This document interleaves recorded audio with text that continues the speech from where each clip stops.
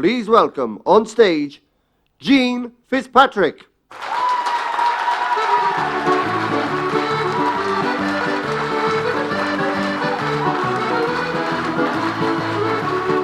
Hello! Oh God, look at that wee woman in the front row. That's lovely music, isn't it? God, there's a queer good-looking blonde sitting there. And not a man in sight. Well, only one, and he's not really worth worrying about. And there's a wee man there. Hello, son, how are you? Is that the whole family you're with you, is it? Jeez, you're like the Waltons.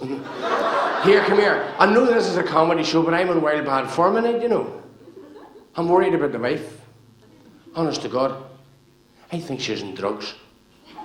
For I was coming out the night and the phone rang and I lifted it and this voice says, is the dope still there? And our youngest one came into the bedroom this morning and says, Daddy, I'm 15, can I wear a bra? I says, now listen, Richard. And the wife's spoiled rotten. Honest, Christmas is only over and I'm broke. Look, that's all I have left, like a quid. Do you know what she got for Christmas? Plastic surgery. She did. I cut up her Visa card. She got her Visa card stolen and I didn't report it to the police. For the fella that stole it wasn't spending as much as she was.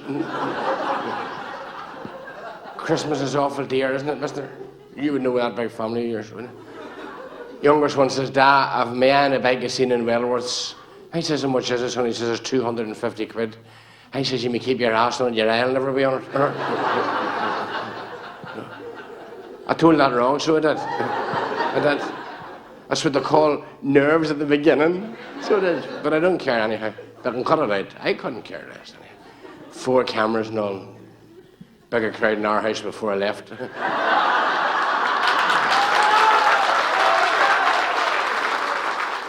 I was just thinking when I was coming up the road tonight too, me and the Vision, that's the one I married. You want to see the shape of her now? Do you know when you get married, you know, mister, would you join hands and we'll try and contact the living?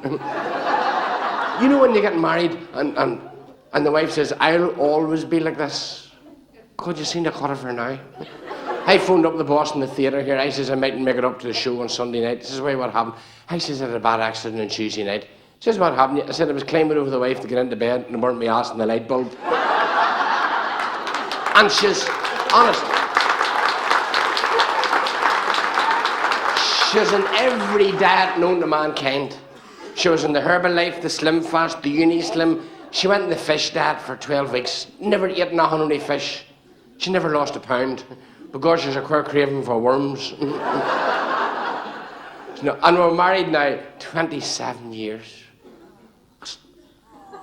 Mrs., what are you going, for? You're not living, Mama. 27 years, honest to God, it's desperate. I said there, like, divorce is that common nowadays, her and me staying together just a bit different.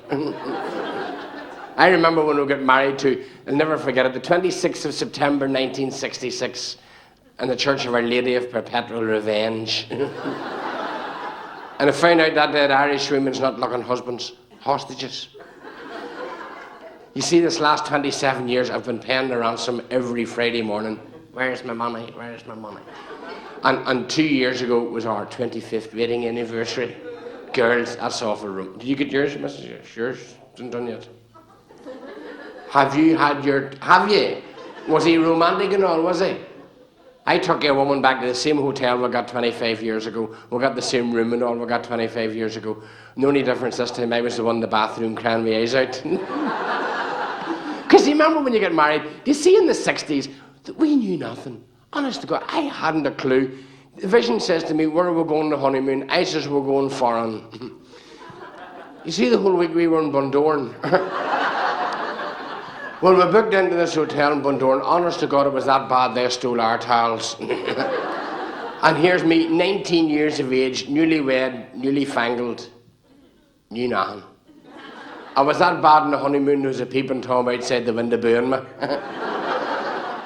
And she come walking. Oh God, thank you, mister. Was it the same story of your honeymoon, son, was it? Is that why you clapped first, is it? And she come walking out of the bathroom en suite. You know the way the bathroom's next door? In her see-through nightie. I knew it was see-through because you could see her vest under it. And here's me doing the Rambo bit, you know, round the room and not a stitch on. She says, will you get away from that window or people think I took you for your money? But I got her. And the wedding reception was a disaster. Like, her ma was crying. Don't know what the hell she was crying for. I wasn't marrying her. And her dad was crying and my ma was crying. Even the wedding cake was in tears. I was that sort of thing. And then you get married and then the children arrived along. First time I got a boy and the second time I got a girl. Whole lot of times we didn't get nothing. Now we've one of each now. Protestant and the Catholic. It's the best way, you know, because it's not all like, you know, coming to the Ardwon Theatre and Enniskillen and everyone sitting, you know, in the lovely little seats and having drinkies during. It's not like this. You want to see the place I was in Belfast last Saturday night? One of them come here to shoot you clubs. You know, one of them you walk in Michael and walk out Liam. And the two boys sitting in the corner playing drafts from manhole covers. And the wee cafe next door and on the menu, broken leg of lamb. No, Belfast a bad town, you know. Oh, it is. It is. I was in it the day and there was a whole crowd at the top of the road. And I says, has there been an accident or what? Says, no, one of the boys taxed his motor and they're all out to look at it. But when me and her got married all them years ago, you know, it wasn't like it is today, you know. I went to Belfast to get work. And you see when you come from the country, like, it's different. I got a job in the building trade. And I remember the first morning in the site, wee Sammy was leaning on the shovel, you know, looking into the hole and sucking the butt, remember? His mate me says, hi Sammy, the boss wants you in the office. He says, tell him I'd be no good in the office. He says to his mate Mick, he says, Mick, what's your cubic foot? Mick says, never worry, put a claim and you'll get compensation anyway. And the foreman sent him for a wheelbarrow, and he came back 10 minutes later with this wheelbarrow, and another one sitting inside it. He says, I just wanted the one wheelbarrow. He says, you didn't expect me to carry it. Everybody tries England. And I don't know why, because the English people doesn't even like us. Like the Englishman said to Paddy, Paddy, I was born an Englishman, I've lived all my life as an Englishman, and I hope to die as an Englishman. Paddy says, have you no ambition at all? To think we're thick, you know. And is it any wonder some of the things we do? I heard a radio programme down south, this is a true story, a lot of weeks ago, and this fella says, well, I have a special request here, you know, on the radio, a special request for Seamus Murphy from Cavan, who is 111. And he started playing the record and he stopped halfway through. He says, how long a minute? He says, he's not 111, he's ill. That's the truth.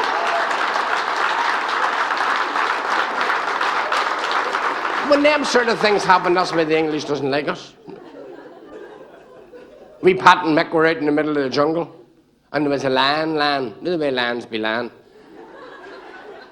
And Mick says, Paddy, is that lion sleeping or is it dead? Paddy says, I don't know.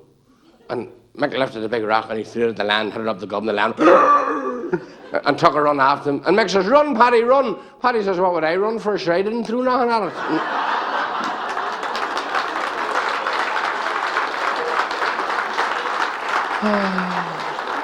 We Belfast man, he went looking the job up at the zoo in Belfast in charge of the lands. And he says to the zookeeper, he says, I'm here looking this job in charge of lands. No, I mean, he says, when does I start? And the zookeeper says, you'll just have to wait for there's another candidate for the job too. He says, oh, no bar. And this gorgeous blonde come walking up through the zoo grounds. Look at her. Did you see her too, did you? Did you? And she said she was after the job too. And the zookeeper says, the only way we can sort it out, who's going to go into the cage first and quieten the lambs down? And you remember the real male chauvinist pig says, oh, no bar. Women first. And she went in and she took her coat up and she hadn't a stitch on, mister. And the big lambs just walked over and licked their feet. And up and licked their face. And the zookeeper says to a man, he says, can you do any better than that? He says, I couldn't indeed. He says, but get that lion out of there first. That's a true story, honest to God.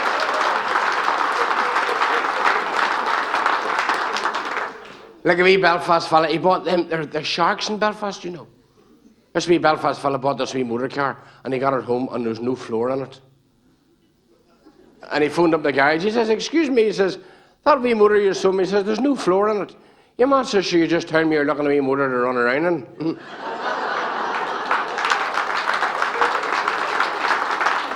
have a wee motor I got myself, so I have. England. Did you ever go to England yourself, mister? Did you? Do you know in England you wouldn't get a job in the building trade in England, the length and breadth of it, unless you were Irish? Because all the foremen you see in the building sites, big farmers from Mayo and Cork and Galway. And Donegal. Because this wee Pakistani friend of mine went looking for a job. He says, excuse me, I'm looking at a job in the building trade. I'm good worker. I work all the hours that God is sending. Oh, your man says, no, you'll be getting to work unless you come from Cork or Mayo or Galway. Irish only employed on the site. He says, excuse me, but my granny, she is Irish. Oh, well, he says, that's different than you can tell your granny to start at 8:30 in the morning. That's the sort of people you have over there. And what about the Irish in America? Did you know NASA? You know them people that send the rockets to the moon and them? Well, they were sending a rocket to the moon and they put two monkeys and a wee Irish fella in the rocket going up.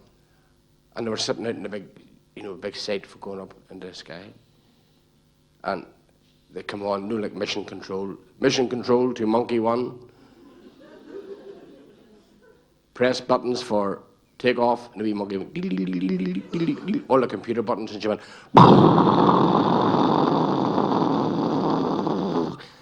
and about 20 minutes later, it said, NASA control to monkey 2. Press computer for separation modules. No, you only monkey, all the computer buttons, and they separated in midair. And about 20 minutes later, I come on after that there. It says, mission control to Paddy Murphy. Paddy says, oh no. Feed the monkeys and don't touch the buttons. Us, you see, they think we're thick all right throughout the world.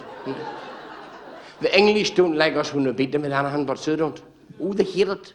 Sure, it was 1978, I think it was. Ireland beat England 19-0 at the rugby in Lansdowne Road.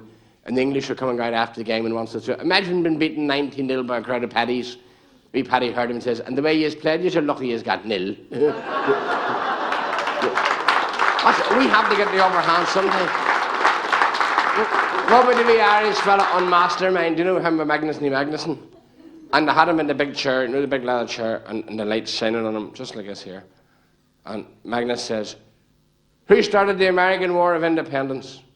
Dead silence. And about a minute later, somebody shouts out of the crowd, that's right, Paddy, tell them nothing. My favourite story, people always say, what's your favourite story? My favourite story is the story of the phone call. The phone rang this day in this wee house, and this wee voice says, hello. There's Luxembourg breaking in. Hello. And this man says, this is the Bendix washing machine company. Is your mummy in? Yes. Can I speak to your mummy, please? No. Why not? She's busy. Is your daddy in? Yes. Can I speak to your daddy? No. Why not? He's busy too. Is there anybody else, sir? Says yes. Says who? He says the police. He says, can I speak to the sergeant in charge of the police? He says no. Says why not? Says he's busy. Says, there any ordinary constables there? He says yes. He says, can I speak to one of them? He says no. Says why not? Says they're all very busy. Says, is there anybody else there? Says yes. He says who? He says the army. He says, can I speak to the captain in charge of the army? He says no. He says why not? Says he's busy. Says, are there any ordinary soldiers there? Says yes. He says, can I speak to one of them? Says no. Says why not? Says they're all very busy. He says, your mummy's in, your daddy's in, and the house is full of police and the house is full of soldiers. He says, what are they all doing there? He says, they're looking for me. It's not a good wee story, isn't it? Yeah, isn't this recession terrible, isn't it? Recession, means different things in different parts of the world. Did you know that? Do you know in America, when they mention this word recession, you have people jumping out of 40-story buildings in Manhattan, stockbrokers. And in London, when you mention the recession, you have them getting the double-barreled shotguns out. And they mention the recession, and then it's going to go to Spain for 2 weeks. Saying sure it'll be over by the time we get home again.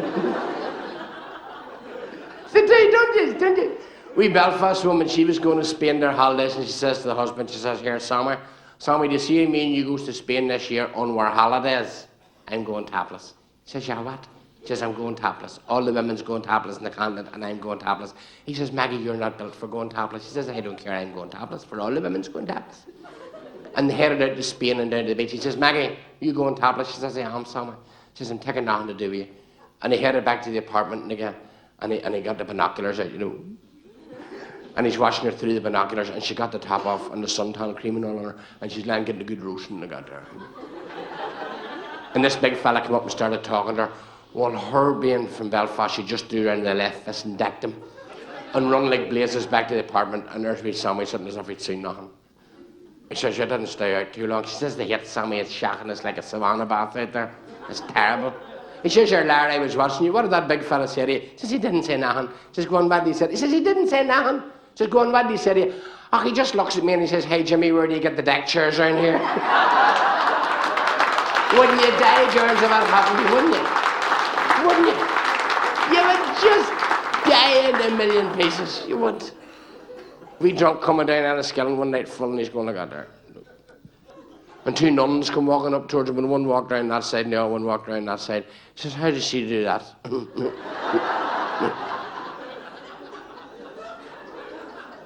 Or this other wee boy's going down the street, 9 gallons of draft Drambuie in him, and he's walking like that there, So he didn't spill nothing. And hook him down the street, only the wee priest, and he went, God bless you, my son. And the wee drunk gets the arm around him and starts calling him Jimmy, because that's the only names that wee drunks know. Have you noticed that? And he's going, hey, Jimmy, why are you wearing your collar on back to front? He says, because I'm a father. He says, I'm a father. He says, but I don't wear my collar on back to front. He said, but you don't understand. He says, I'm the father of thousands. He says, it's not your collar should be on back to front. She's going, oh. This wee man, 92 years of age, went to confessions. He says, Father, I'm 92 and I've got a 24-year-old girl in trouble. And the priest says, that's a terrible way for a Catholic man to be carrying on. Well, Godfather says, I'm not a Catholic, I'm Protestant. And the priest says, if you're a Protestant, what the hell are you telling me for? He says, at 92, I'm telling everybody. You wouldn't suppose, wouldn't you? 92 years of age. God, if I made it, imagine that. There's your man who went to be sponsored walk down there. I'm from Banbridge, actually, in County Down. All people wonder where you come from. And I'm a member of a very large family. Like the Waltons. We were bigger than the Waltons. 13 of us. And 2 dead before I was born was 15. And my ma and dad was 17. I was desperate. And they tell you about the big happy family. Only consolation in the family I say is the toilet seat never got cold. And do you remember the old days too? You had to sleep 4 in the one bed. Remember that? And I could swim before I was 5. And it was different than the rest. There's always a different one, isn't there? Every family is always a different one. I was different. I was born that caesarean section. Didn't affect me at the time. It does now. Sometimes when I'm getting out of the motor and trying to get through the sunroof. And you see, when I was born, I was the ugliest wee thing you ever set eyes on. Honest to God. See, when I was born, I was that ugly. The midwife held me up and she hit me a slap in the mouth. And my mother, God love her, had morning sickness after I was born. I was that ugly, my ma never even pushed the pram. She always pulled it. And there'd be me lying in the pram with a baldy head and the big ears.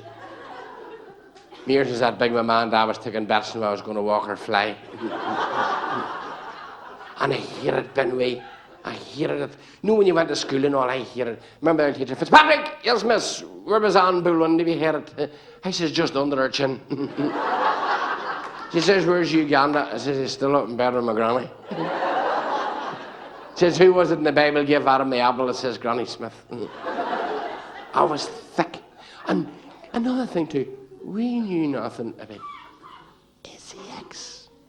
No. See, in the 60s, nothing. I used to come home and school and say, Mommy, where do babies come from? Mind your own business. Mommy, where does babies come? Mind your own business. And you got a whap round the jaw. Remember they got there?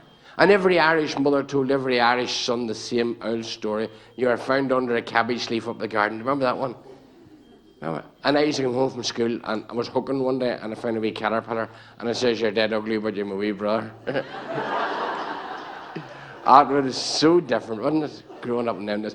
And even the very courting rituals, in our days, there was none of going to the pubs and getting booze and all. Not at all, not in them days.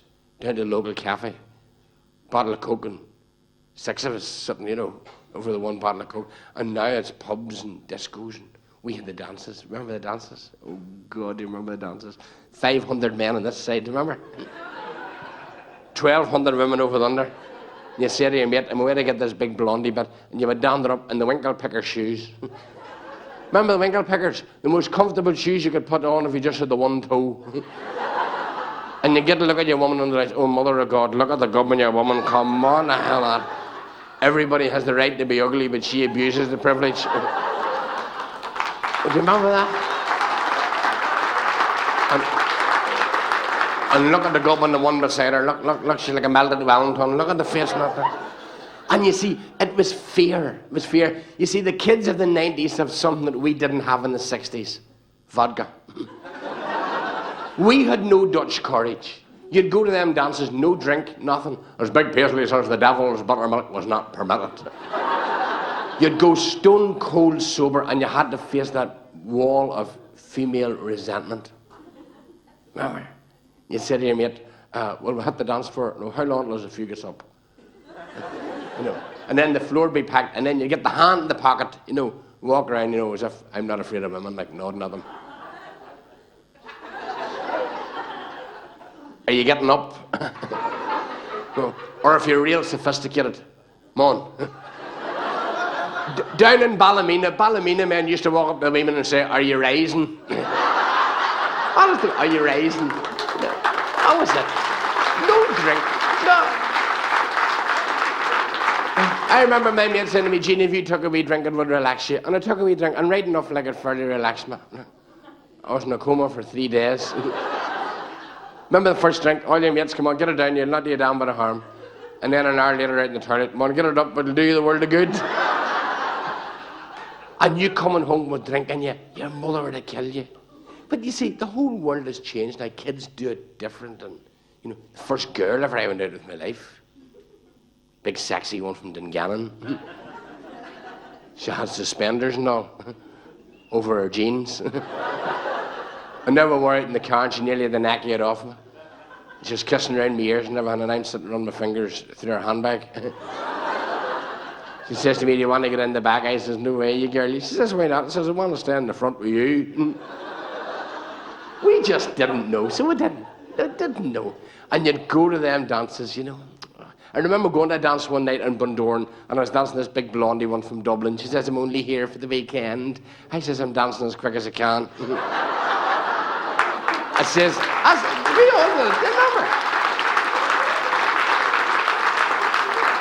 I says, can I have the last dance with you? She says, you're having it.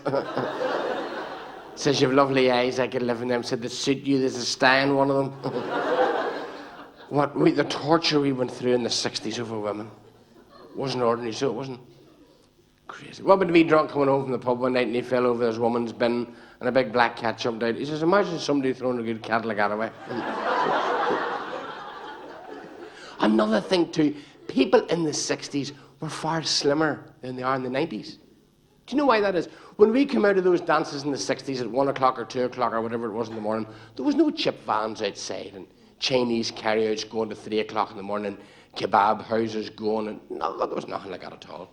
Now, sure, you couldn't move for Chinese and Indian restaurants all over the place. And if you noticed it, them Chinese restaurants, I think it's the one fella builds them all. Have you noticed that? Because you go in, the carriage, and the counters is always that height. And Chinese people don't leave. And you're standing reading the menu, and you think you're on your own. And this wee voice goes, what do you want? And do you ever notice the wee Chinese men, when they give you your chips, every one of them's got sore fingers? They give you your chips and they go, soft finger. Soft finger. Salt and vinegar, Pat. Salt and vinegar. Another thing too, I'll give you a wee tip. All the fellas in the bands do this here. Do you see if you're coming out of the pub late at night and the Chinese carriage packed to the doors and you don't want to wait, tell you how to get served, right?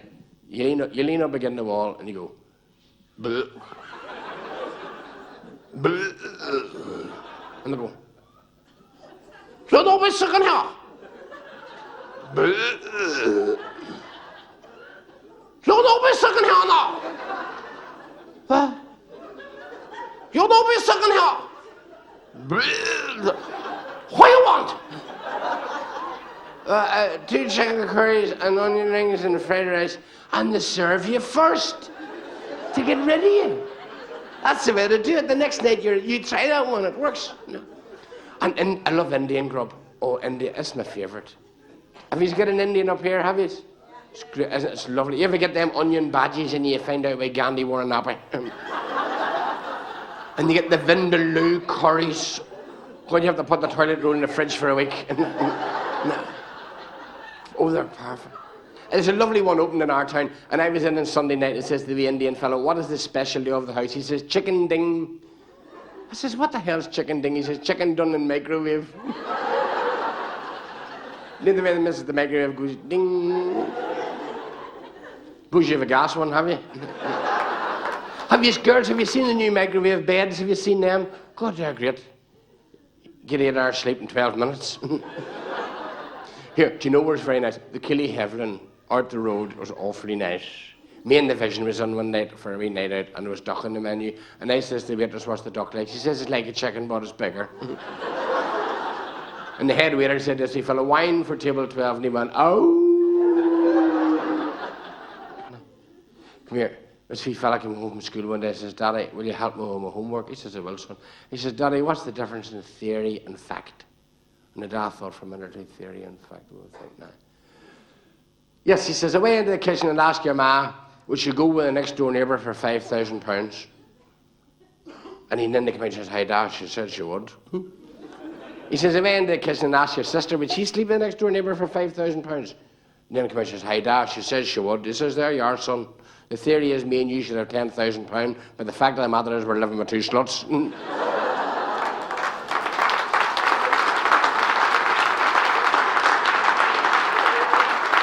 Lovely lady, that one down there, honest to God.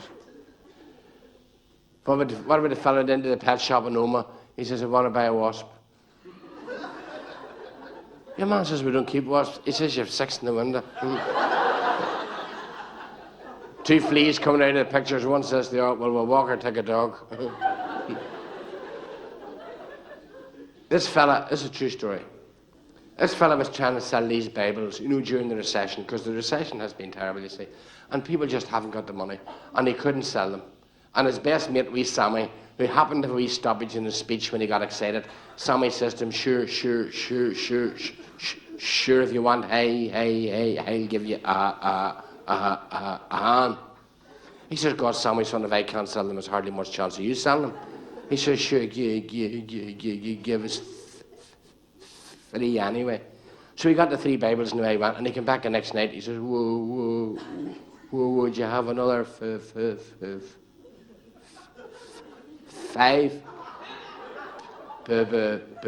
Bibles? So he got 5 more, and he came back the next night. He says, whoa, would you have another 5? He says, "God, Sammy, you haven't them all sold, have you?" He says, "I certainly they're sold."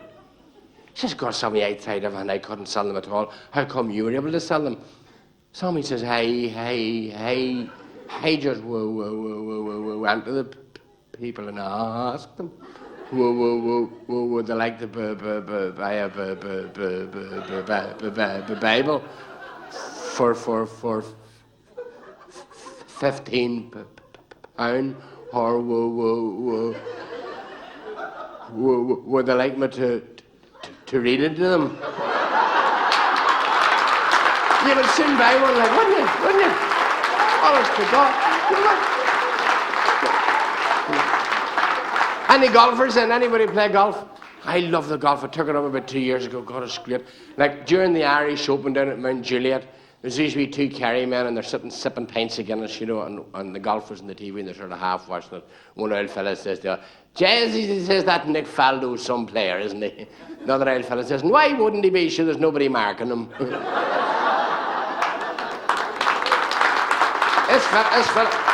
This fella was playing golf one day down in Belfast, and he says, "Do you see that fella teeing off in the 4th tee at the minute?" He says, "He's one of the best golfers in the country." He says, "He plays off 4 and he's blind."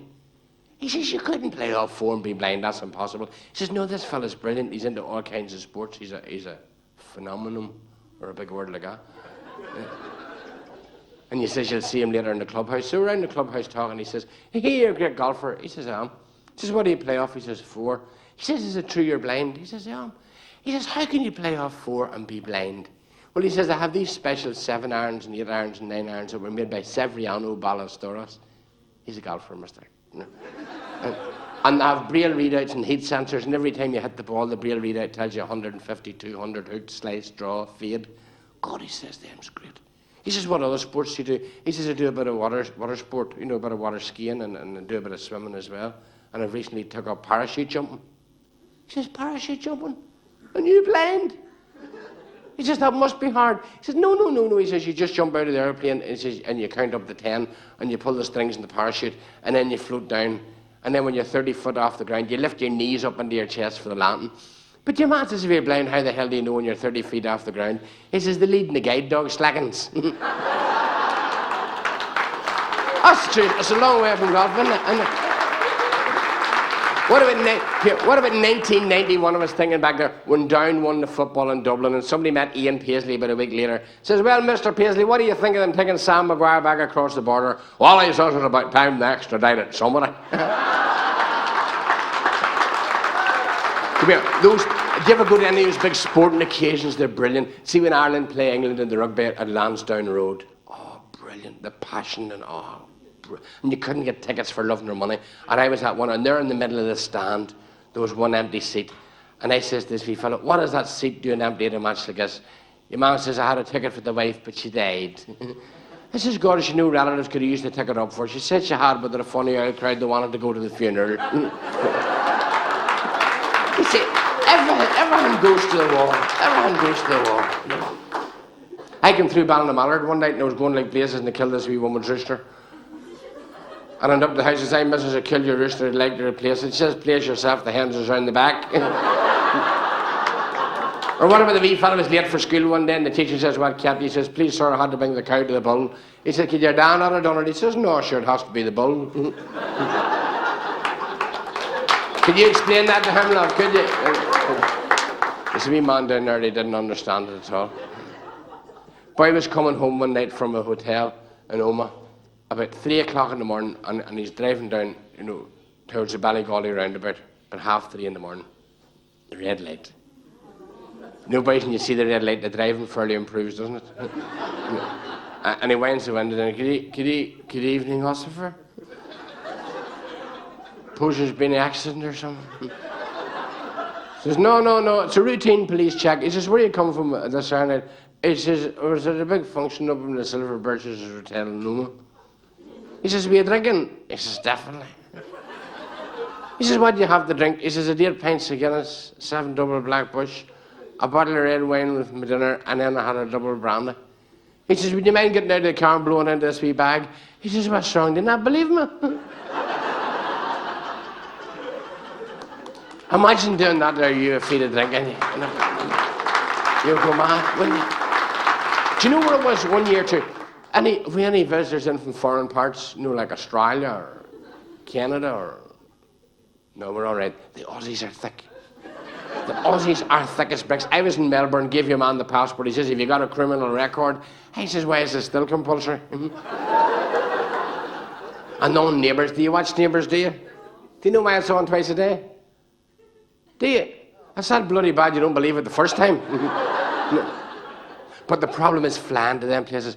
I hate flying. Well, no, I don't hate flying, I hate crashing. Because you know when you go up to the airport, they tell you that air travel is the safest form of travel in the world. And you arrive up at the airport, and the first word you see, terminal. And the second word, departures. And you get on an airplane, and you're strapped in, and there's always an Egypt in a pair of white overalls and a big spanner walking around the plane going... And then he goes to the pilot like that there, but he never gets on. Well, she went down on runway at Belfast International Airport, 284 mile an hour, and she just lifted like that there. And here's me with a belly full of duty-free Mars bars. And just as she lifted, I went all around the place. And the air hostess says, can you not use the wee bag in front of you? I says, I didn't even know the wee woman's name. Oh, the company's mad. God up in heaven, got fed up with the whole state of the world. He did. He got fed up with the wars in Bosnia and the starving in Africa and all the troubles. And he sent down for the Pope and Ian Paisley and President Bush. And he got them up to heaven and he lectured them about the whole state of the world. And he said he was that fed up, he was going to end the world in 4 days, and had 4 days to get it all sorted out. And President Bush came down, he went on TV in America. He says, well, people of America, I got some good news and I got some not so good news. He talks like John Wayne, doesn't he? And he says, the good news is that there is a God, and I have spoke to God personally myself. And the not so good news is the world's going to end in 4 days. And the Pope came down. Pope was down here, Well, he wasn't here, he was down the road a bit.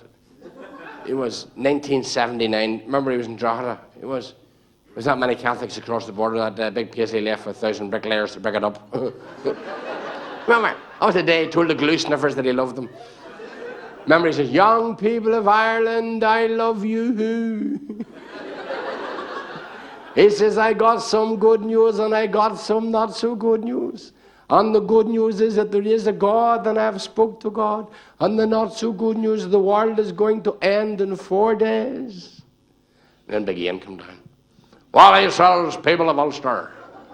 People of Ulster, I've got some good news and I've got some absolutely brilliant news. And the good news is that there is a God and I have spoke to God personally myself. And the absolutely brilliant news is there's definitely not going to be United Ireland. 4 days wouldn't be enough for it. Well, but this boy one night, and he's talking in his sleep, and he's going, oh, Linda, oh, Linda, oh, Linda. And the wife digging, hey, you! Who's Linda? And quick as a flash, she said, oh, it's the name of a horse. One of the boys at work gave me a tip for a horse run tomorrow in Campton and I have to. Name of a horse. And he arrived home from work the next night at 6:30 and all the cases were sitting at the door. And he says to the wife, what's going on? He says, your horse phoned. You've a curly caught on that, haven't you, wouldn't you? Here, come here. Do you know where I was last week? I was up at the maternity wing of the hospital. Only a message. It was only a message. At my age, you should be praying for happy death instead of more wains. And have you noticed too, the DHS do everything with posters now, and there's a big poster of the pregnant lady. You know that one with the cigarette, and it says, for your baby's sake, do not smoke. And underneath it said, the first 2 minutes of life are the most dangerous. And somebody had written underneath, the last 2 minutes is nothing right home about either. The health service is the way to places, isn't it? I was up at the hospital the other day, and there's a big sign up saying, guard dogs operating. That's taking it a bit far, isn't it? And the wee nurses, God love them, they're that good, because I was in the hospital last year, one night I collapsed. They thought I had a hole in my heart and they found a polo man stuck in my vest. And the big nurse says, would you like a bedpan? I says, have you to do your own cooking in here as well? And the wee man in the next bed says, nurse, I can't feel my legs. She says, I know, I've amputated your arms. And I'm in and I says, nurse, give us a kiss. She says, no. I says, go on, give us a kiss. She says, no. I says, why not? She says, I shouldn't even be in bed with you. That's crazy world we live in. I was at the doctor this morning. He says, have you flu? I says, no, I came down the bike. This wee boy down in Belfast was working in one of the factories and he got all his fingers cut off in one of the machines and they rushed him up to the hospital and the surgeon says, well, what actually happened? He says, I was working up in the factory and I got all my fingers cut off in the machine. He says, where are your fingers now? He says, they're lying up in the factory. He says, why didn't you bring them with you? He says, I couldn't pick them up. Did you hear about this Irish fella? He loaned his mate £10,000 to get plastic surgery done. And he's looking at the money back and he doesn't know what he looks like now. That would be unfortunate if that happened to you, wouldn't it? We drunk one night and he's coming home from the pub. You know they're always coming home from the pub and they always want to get a feed in you. And he into a chip shop. Up to the counter, he says, excuse me, have you got Raggy 3? He says, pardon? He says, have you got Raggy 3? He says, you're in a chip shop. He says, what about Police Academy 4? He says, you're in a chip shop. He says, what about Fatal Distraction? He says, get out, you drunken idiot. And he died and he came in about an hour later up the counter again and says, excuse me, can I have a hamburger and chips? Well, your man says, you know where you are now then. He says, I'm very sorry. He says, can I get you anything else? He says, have you got a fish called Wanda? Huh?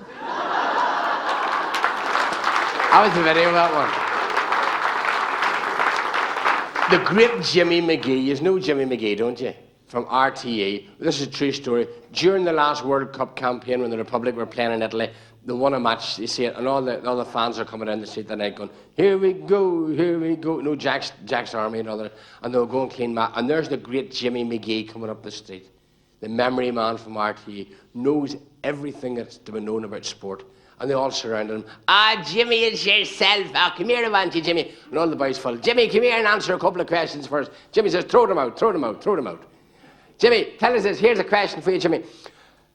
Who was it scored 2 goals for Aston Villa in the 1957 FA Cup final against Man United? Let me think now. That was Peter McParland, he says, from Newry in County Down, Northern Ireland international score. Jesus, Jimmy, you know your stuff. There's not a thing you don't know. Another boy shouts out, I have a question for you, Jimmy. Here's one for you, here's me. Throw it out. He says, Jimmy, who was it in 1960 was the captain of the Down team that took Sam Maguire across the border for the first time? Let me think now. That was 1960. That would have been Kevin Mustin, he says, from the Clonduff Club in County. God, Jimmy, you know your stuff. God, jeez, you know it all, like, don't you? And there's one wee boy at the back of the crowd, and he's completely out of it. He's going, Jimmy, I bet you'll not know this one. I bet you any money, Jimmy, you'll not know this. Throw it out. Jimmy, you'll not definitely not know this one. He says, throw it out. He says, Jimmy, where the hell's our hotel? He was more interested in getting home, but he wasn't anything else. Yeah. Do you know the way I tell stories about the wife and all? God love her. She's all right. Like, I'd be out nearly every night doing her show business and all, and she sent her picture to the Lonely Hearts Club. And they sent it back again and says they weren't that lonely. I'm only sure she's not really that bad. Me man from Enniskillen years and years ago. Do you remember years ago before people were as affluent as they are today, and they've all these credit cards and things, they used to have a thing called the tick. Remember that? And this wee man from Enniskillen was down in Belfast in Burton's shop, and he got this lovely suit, and he got it in the tick, the pound down and the change of address. And Burton's kept writing and sending thread and leathers, and not a heap needed he paying it.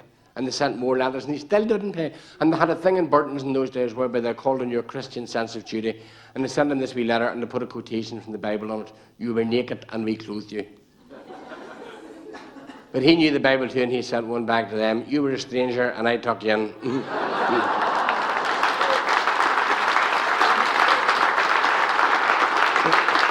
I suppose there's nobody in from Cavan. Not at all. They wouldn't make the trip from Cavan.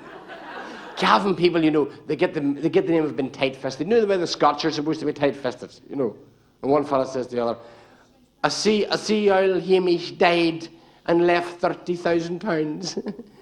And one fella says, no, he didn't leave it, he was took away from it. It's the same thing in Cavan, It's the same in Cavan. See in Cavan, they're that miserable in Cavan, they get the windows double glazed so the children can't hear the ice cream vans. I was in a house in Cavan one night last week. Talk about tight-fisted. They had a fork in the sugar bowl. What about the wee Cavan man got the phone message from the manager of the bank? He says, I just phoned you up to tell you that you're £800 overdrawn on your account. The wee Cavan man says, what was my account like last month? He says, last month he says you were £300 in credit. The wee Cavan man says, did I phone you? It doesn't work, lads. I've tried it. True story. This wee farmer out in Ballinamalard had a wee farm, you see, and he says to the son one day, see, what'll I tell you? That's where they're talking Enniskillen, isn't it? See, what'll I tell you? See, I'm going to quit the farm and I'm going to give the farming to yourself. And the young fella says, Dad, you're not a bit soft. See, the Irish farm's nearly done. See, you need to spend about £40,000 on it to turn around a farm at all. The old fella says, tell you what we'll do. See, we'll get the books done up there with your man. And so, see, we'll head in, we'll talk to the manager and the AIB in Enniskillen. The Amateurs Investment Bureau. We'll have a bit of a yarn with him. So they headed in to see the manager and the Allied Irish, and they presented the books, and the manager looked at it. Oh, God, see, no problem at all. The Allied Irish would be pleased to lend you money in that. There's good equity in the land and the outbuildings and the fields and all the rest. So, no problem at all. We'll sign it up now. And the old fellow says, how long a minute before you sign on at all? Says he, tell us this, says he, what class of interest would you be charging? Oh, says he, 14%. Boys, dear, that's powerful, dear. As a matter of interest, says he, tell us this, says he, how often do you bath? Your man says, bath? He says, if I bath every Saturday night, we'll let you know. So they headed down to the Ulster Bank and they put the same set of books in front of the Ulster Bank manager and he had to look at it. Oh, says he, no bother at all, the Ulster Bank. Would you be pleased to lend you money in that? No problem, we'll sign it up now. Now the fellow says, how long a minute before you sign anything? Says he, what class of interest would you be charging? Oh, says he, 16.5%. 16.5%, God, says he, your head's got it. Says he, as a matter of interest, says he, tells us, how often do you bath? Your man says, bath? He says, if I shower every morning and if I shower every night, we'll let you know. So the son and the old fella was heading down to Blake's for a pint, you see.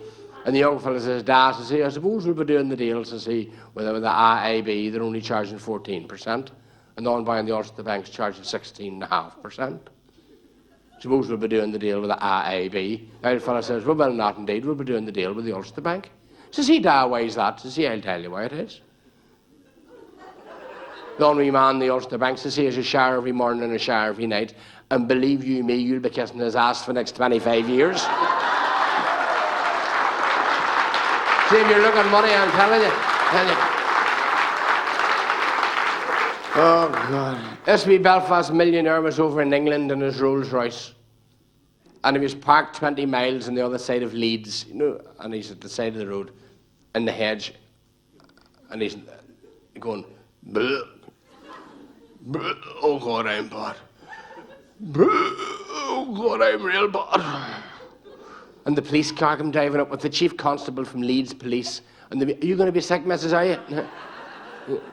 The chief constable from Leeds Police and the wee rookie constable beside him. So they spies this roller with the Belfast registration. So they decided to sit back and observe.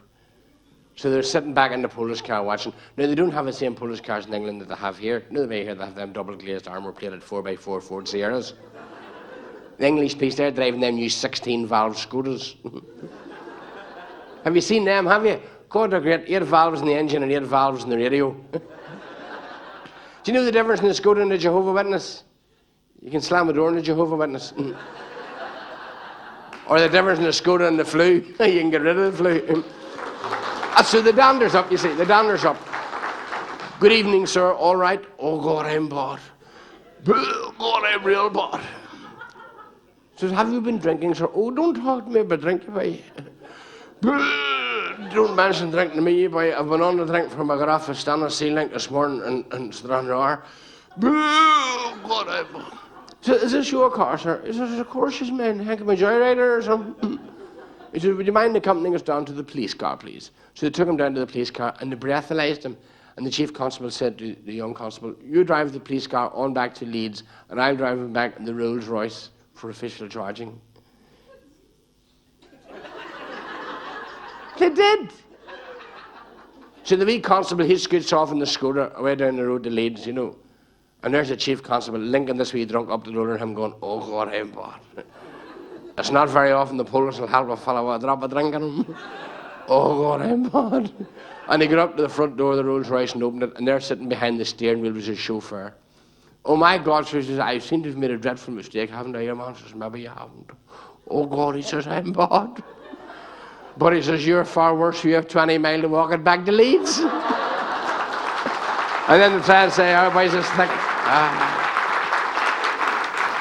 Wee fella from Belfast was living over in England. You know the way there's a lot of them as well. And last Christmas, he sent his mummy home for Christmas, you know, a rare exotic African bird that speaks 5 languages. And he phoned her up in Boxing Day. He says, hello, Mommy, it's Sean here. Did you get the bird? She said, I did, Sean, it was delicious. God, Mommy, he says, that bird wasn't for cooking. That was a rare exotic African bird that speaks 5 languages. She says, God, Sean, it's a wonder I didn't say something before I put it in the oven.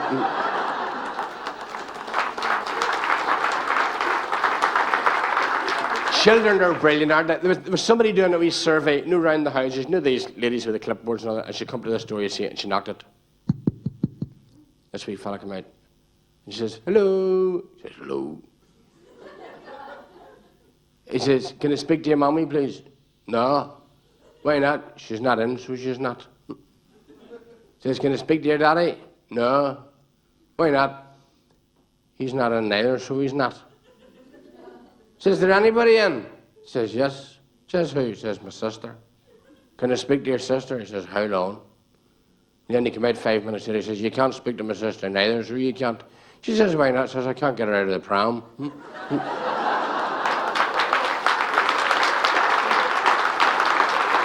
Here, come here. They've opened one of them. Have you noticed that in the papers? They've opened one of them shops in Belfast. You know, one of these ones where men can go in and dress up as women and all. They have. Honest to God. Because there's these two old dolls who were standing outside it one day last week, and this young fella came in, and he walks into the shop, and he came out 5 minutes later dressed as a wee girl. And one woman says to her, she says, that's a disgrace. She says, that's shocking. That's terrible. That wee fella went in there and came out 5 minutes later dressed as a wee girl. That's a disgrace. The old woman says, excuse me, she says, if you don't mind, but that's my son you're talking about. Oh, she says, I'm awful sorry, I didn't realise you were his mother. She says, I'm not his mother, I'm his father. That's like that, so it is. Here, I went to get my hair cut the other day, and the barber says to me, you're going bald. I says, would you get a move on? He says, do you want some afro in the back? I says, no, I'll stay in the shop like everybody else. Here, do you remember the old days? Some of the older men remember. Do you remember the old days before they had the sort of the safety razor and the electric razor? All the men used to go to the barbers on the Monday morning to get a shave. Do you remember? And they'd all sit low and listen to the crack of the town getting soap and all that. And the wee barbers on the drink the night before and the hand was shaking, let him cut there and the blood's running out of him. And the barber says, do you want me to wrap your head in a hot towel? He says, no, I'll take it home under my arm. And the next boy's in there cutting away at him, turning the blood down his good shirt and everything. He says, did I ever shave you before? He says, no, I lost my arm during the war. The world has changed, like, hasn't it? Sure, years ago, the one went into the shop, up to the counter. She says, kind of a half pound of bacon. The man says, lean back. She says, kind of a half pound of bacon. And the other woman up to the butcher's, she says, can I have a chicken? He says, do you want to pull it? She says, no, I'll take it in my shopping bag. Here, did I tell you that I went to a dentist the other day? I says, I'm very worried my teeth turned all yellow. What can I do? He says, wear a brown tie. This wee woman went, says, I hate the dentist. I'd rather have a baby. He says, how long to adjust the chair? Did you get that? Did you understand that one, love, did you? Good girl. Good girl. Fuck, the world's going mad. Come here, is there nobody in from Canada even tonight? Have you ever noticed that there when people, leave Ireland and go away to foreign places, everybody thinks they do better? Like this Canadian arrived home and this fella says, well, how are you getting on in Canada? Well, he says, in Canada I'm doing real well. He says, well, how come you're doing real well in Canada? Well, he says, in Canada, he says, I work every day from 6 a.m. to 6 p.m. That's 12 hours. Your man says, that's nothing to see in Enniskillen, says he. I work every day from 7 a.m. to 7 p.m. That's 14 hours. Your man's sitting in the fingers going like that, 1, 2. Did any of you ever win the lotto up this country, did they? It's great, isn't it? See the lotto. Remember a few weeks ago, 6 million or something like that. And I says to the wife, if I win the lotto, I'll have you all around the world looking for me. Wee Paddy phoned the wife one night. He says, I just phoned you up to tell you I've won £10,000 the football pools. Packed the cases. Oh, God, she says, Paddy, summer clothes or winter clothes? He says, they both. You're going back to your ma. Anybody from down Belfast or anything like that? No. Any chance of a lift home? How can we man with the dark hair there and the glasses and all? Is that where you're from, son? Belfast? Keep your eye on your man. If he goes, we're all going. Oh, I don't know. Belfast's all right, like, isn't it? Isn't it? But, do you know, there's a wee thing I just must mention before I go. Do you know when it comes to children in need every year, the people in Northern Ireland give more money per head of the population than they do across in England or anything like that, do you know? Do you know why that is? Do you see, if you're going for a wee walk down through Belfast and somebody rattles a box at you, you put your hand in your pocket and you put £1 and you walk on. English people will say, well, what are you collecting for? Because this wee man was begging outside Harrods in London. You know Harrods is a big shop. Your man's laughing and only mentioning Harrods. And he's outside Harrods in London, and he had a placard around his neck, and it says, veteran of the Falklands War. And English people never give him a halfpenny. And this wee fella from Belfast came out and slipped him a couple of quid. And your man says, muchas gracias, senor. See, that's the difference in it. Anyway, ladies and gentlemen, you were a fabulous audience tonight. And we don't know when the video's coming out, but usually be on it. Unfortunately. Akies are not bad. God bless you. Thanks for coming. Bye-bye. Bye-bye. Cheerio. Bye-bye. Cheerio, Mrs. Bye-bye. Cheerio, son.